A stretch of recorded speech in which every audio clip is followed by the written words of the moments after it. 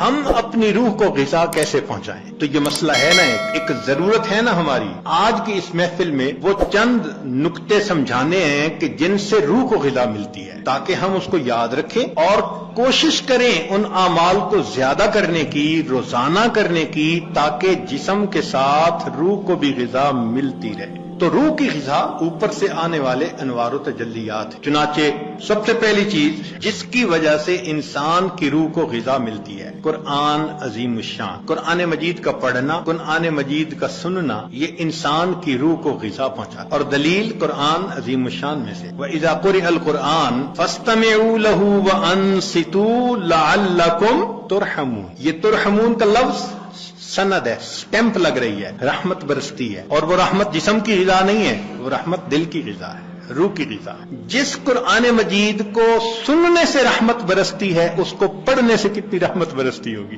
یہاں تو کہا نا کہ جب پڑھا جائے تو تم سنو تاکہ رحمت برسے، تو سننے والے پر رحمتیں برس رہی ہیں تو پڑھنے والے پر کیا رحمتیں برستی ہوں۔ تو اس کا مطلب یہ کہ ہم روزانہ فجر کی نماز پڑھا کریں، تو پھر سورہ یاسین پڑھا کریں، قرآن مجید پڑھا کریں، فوراً اپنی روح کو ناشتہ کروانے کی کوشش کیا کریں۔ اس لیے ابن تیمیہ رحمۃ اللہ علیہ فجر کے بعد اشراق تک مسجد میں بیٹھے رہتے تھے۔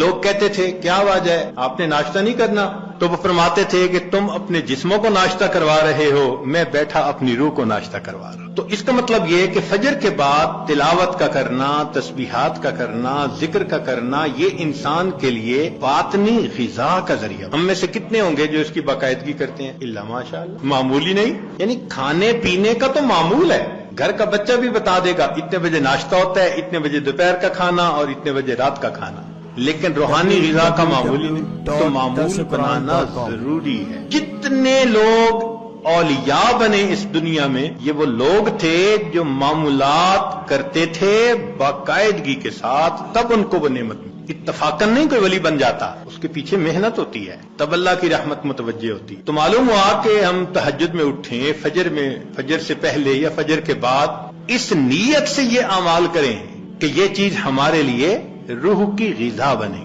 ہمارے اکابر جب دن کے کام کاج سے فارغ ہوتے تھے تو مصلی پہ آ جاتے تھے، رات گزار دیتے تھے مصلی کے اوپر۔ ان کو رات کے اندھیرے کا اس طرح انتظار ہوتا تھا جس طرح دلہا کو دلہن سے ملنے کے لیے رات کا انتظار ہوا کرتا، ایسے وہ رات کے منتظر رہا کرتے۔ عشاء کے وضو سے فجر کی نماز پڑھنا، رات کا بیشتر حصہ نوافل میں کھڑے رہنا، حتیٰ کہ ہمسائے کے لڑکے بچے ان کو چھت کے اوپر ایک مینارہ سمجھا کرتے، تو اتنا تو وہ اللہ کی یاد کیا کرتے تھے نا۔